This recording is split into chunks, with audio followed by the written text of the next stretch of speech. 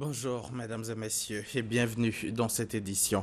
Commençons ce journal au palais présidentiel où s'est tenu hier jeudi après-midi un conseil des ministres. Conseil présidé par le chef de l'État, le président Alassane Ouattara.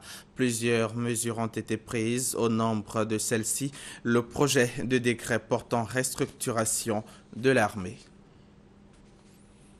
Et justement, à ce sujet, je vous propose d'écouter maintenant Bruno Nabagné-Koné, le porte-parole du gouvernement. Au titre du ministère auprès du président de la République chargé de la Défense, le Conseil a adopté un projet de loi qui porte organisation de la défense et des forces armées de Côte d'Ivoire.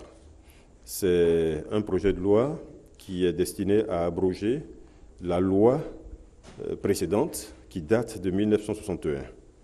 Ce projet de loi, donc celui qui a été adopté cet après-midi en Conseil des ministres, va permettre de réorganiser la défense et les forces armées nationales de façon à les adapter dans le cadre de la réforme du secteur de la sécurité aux contingences qui sont les nôtres en ce moment et à les adapter aux évolutions dans les principaux domaines de l'organisation de la défense, des armées et de la gendarmerie nationale.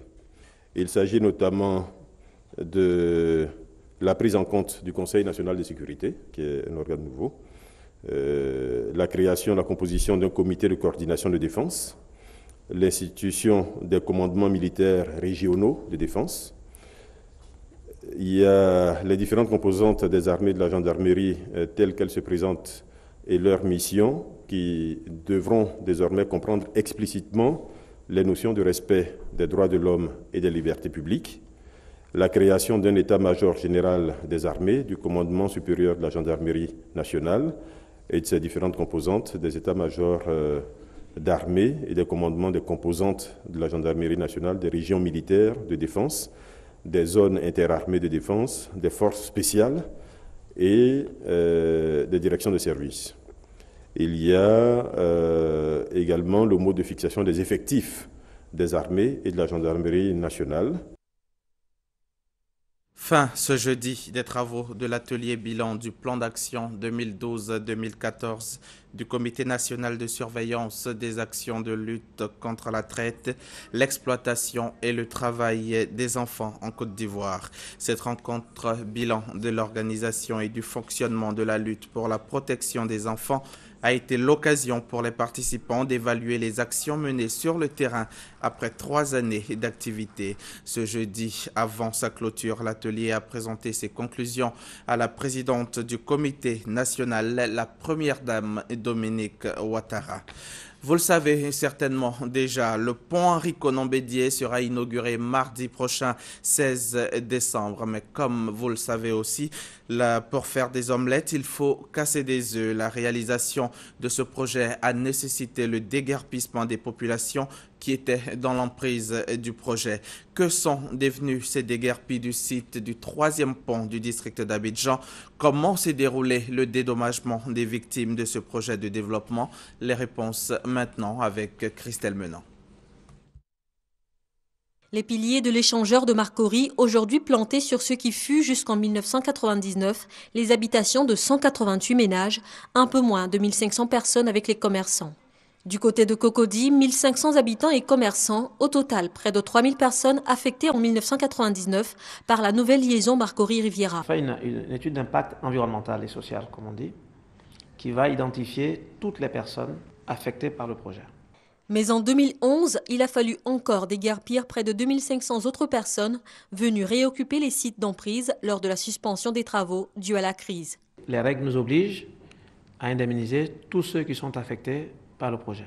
Les déguerpissements étaient assortis d'un plan d'action de réinstallation piloté par le BNET sous l'autorité de l'ex-ministère du Logement, du Cadre de vie et de l'Environnement. 2 vagues de déguerpissement, puis réinstallation et indemnisation qui auront coûté à l'État de Côte d'Ivoire près de 6 milliards de francs CFA. Les préjudices subis par ces personnes, c'est évalué par expertise. Il y a ceux qui avaient des activités économiques dans la zone du projet.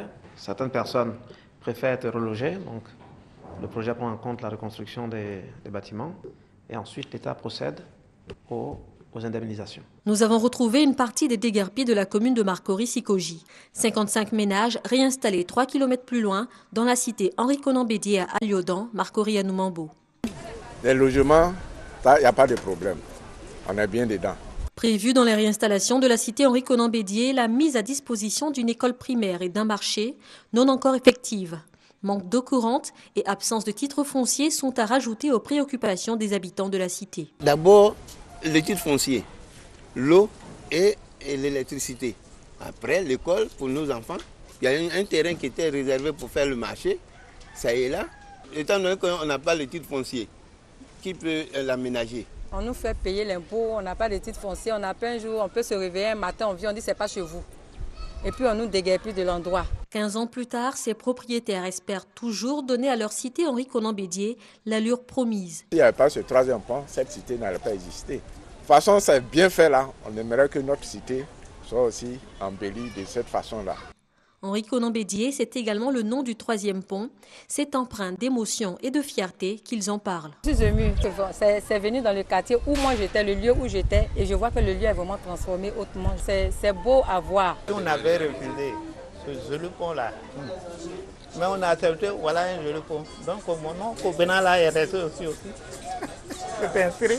Une fierté, le pont d'un sacrifice heureux qui sera inauguré le 16 décembre prochain. Attendent d'être aux premières loges de cette cérémonie d'inauguration, les déguerpis du troisième pont. Dans le cadre de la mise en œuvre du projet de branchements sociaux en matière d'eau potable, l'Agence coréenne de coopération internationale et l'Agence française de développement ont fait un don de 4,5 milliards à la Côte d'Ivoire. Le don a été réceptionné par le ministre des Infrastructures économiques, le ministre Patrick Hachi. Ce projet vise à permettre aux populations les plus défavorisées des communes d'Abobo, de Koumassi et de Yopougon d'avoir accès aux branchements sociaux.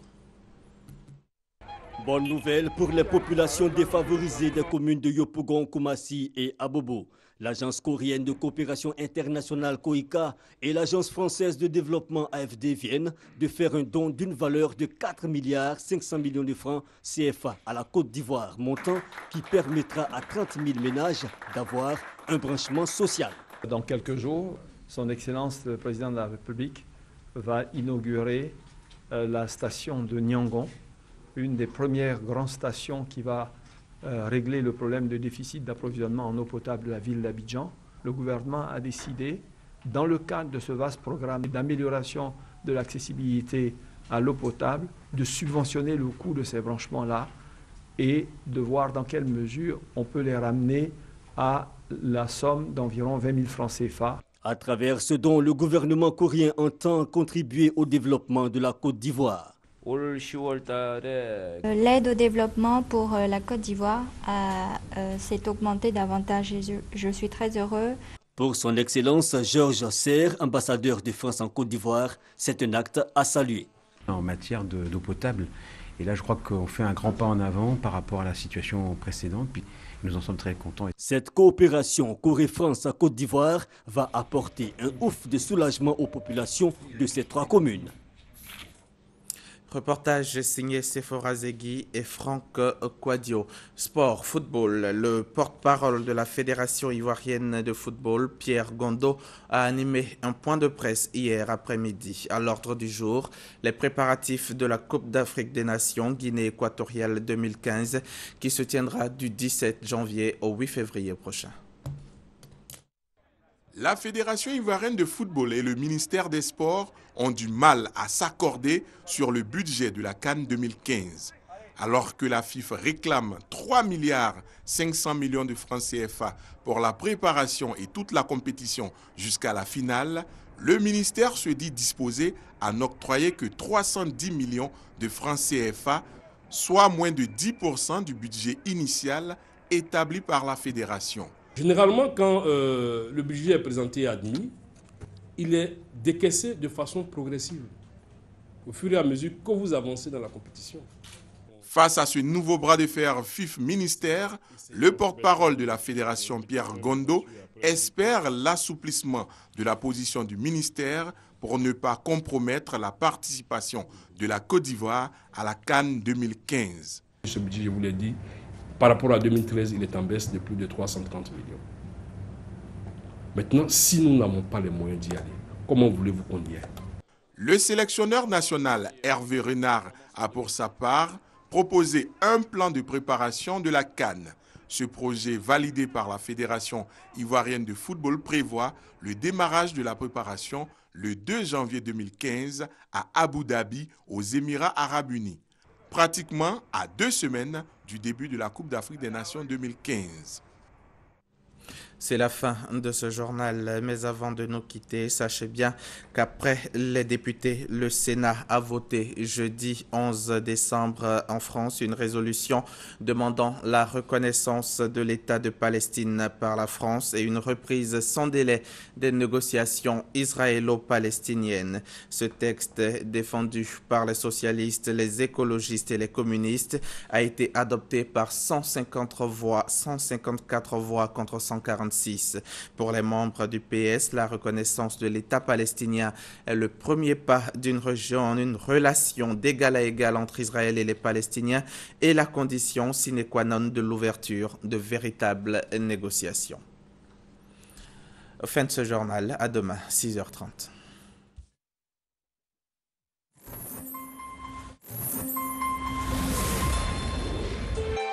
RTI 1, la chaîne qui rassemble.